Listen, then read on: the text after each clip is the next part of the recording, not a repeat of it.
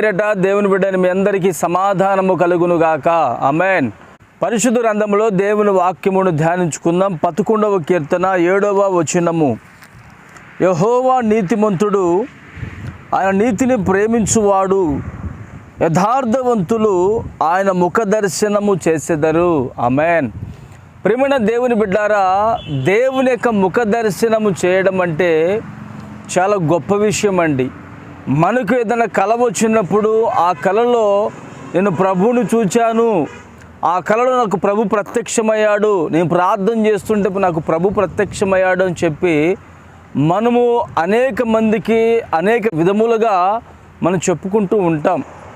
అయితే ఆ కలలో వచ్చిన దానికే అంతగా చెప్పుకున్నప్పుడు ఆయన ముఖ దర్శనము అని మనం ముఖాముఖిగా యేసయ్యను చూడాలి.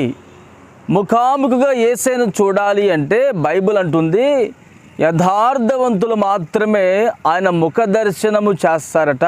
యథార్థత అనేది చాలా శ్రేష్టమైనది. యథార్థత అంటే ఉన్నది ఉన్నట్టుగా నిజము పలుకుటయే యథార్థత.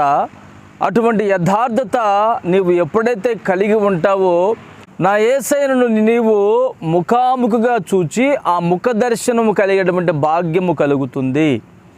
యథార్థత అంటే ఏమండి, యథార్థంగా ఉన్నవారు ప్రార్థన చేస్తారు.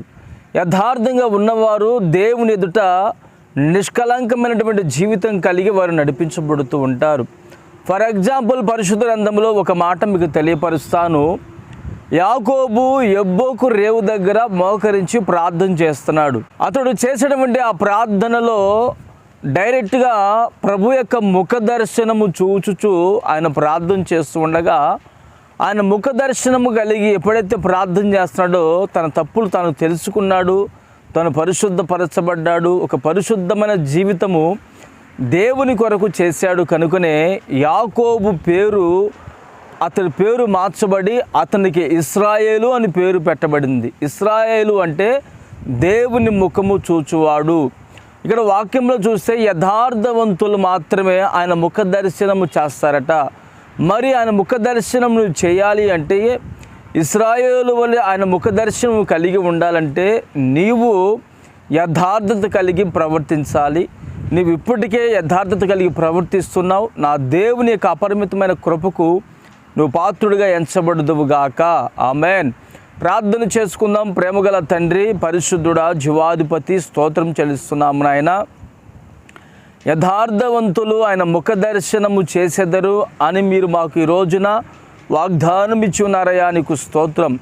ముఖ దర్శనము చేసినటువంటి భాగ్యాన్ని అలనాడు యాకోబునకు మీరు అనుగ్రహించి ఉన్నారు. ఈ రోజున నీ బిడ్డలు యథార్థంగా వారు జీవిస్తూ ఉండగా నీ ముఖ దర్శనం వారికి అనుగ్రహించి మహిమ పొందుకోమని యేసు నామమున ప్రార్థిస్తున్నాను తండ్రి. ఆమేన్.